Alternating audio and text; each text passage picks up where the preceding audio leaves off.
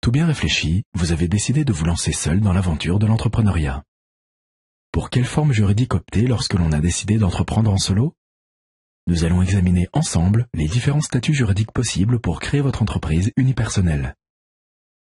Dans ce tutoriel, nous allons nous focaliser sur les 4 principaux statuts unipersonnels.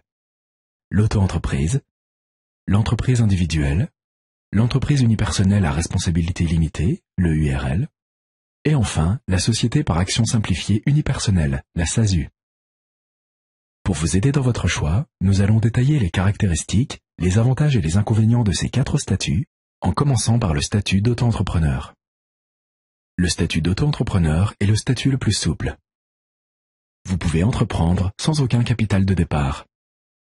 L'auto-entreprise n'est pas une société, et n'a donc pas la personnalité morale. Vous et votre entreprise ne formez qu'une seule entité. Un auto-entrepreneur a le statut de travailleur non salarié, TNS, ce qui signifie que vous êtes affilié au régime social des indépendants, RSI, pour l'assurance maladie, les allocations familiales et la retraite.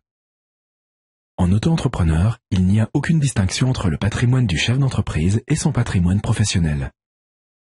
L'auto-entrepreneur relève du régime fiscal et social de la micro-entreprise.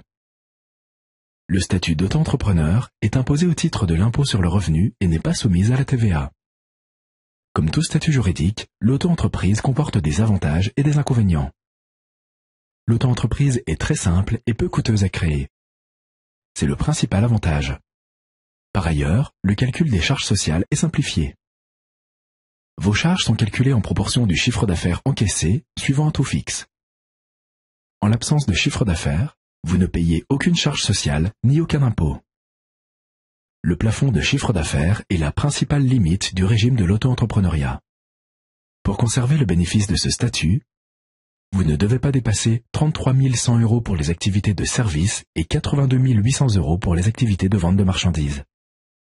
Vous n'avez pas le droit au chômage. Si vous êtes commerçant ou artisan, vous ne pouvez pas faire valoir le droit de propriété commerciale et vous ne pouvez pas non plus récupérer la TVA. Passons à présent au deuxième statut juridique, celui de l'entreprise individuelle. L'entreprise individuelle partage certains points communs avec l'auto-entreprise. C'est une forme juridique simple et peu contraignante. Vous n'avez pas de statut à rédiger. Aucun capital social minimum n'est requis. L'entrepreneur individuel n'est pas tenu de séparer patrimoine professionnel et personnel. Toutefois, vous pouvez affecter les biens nécessaires à l'exercice de votre activité professionnelle ou, à contrario, déclarer certains biens personnels insaisissables. Votre statut est celui de travailleur non salarié affilié au RSI.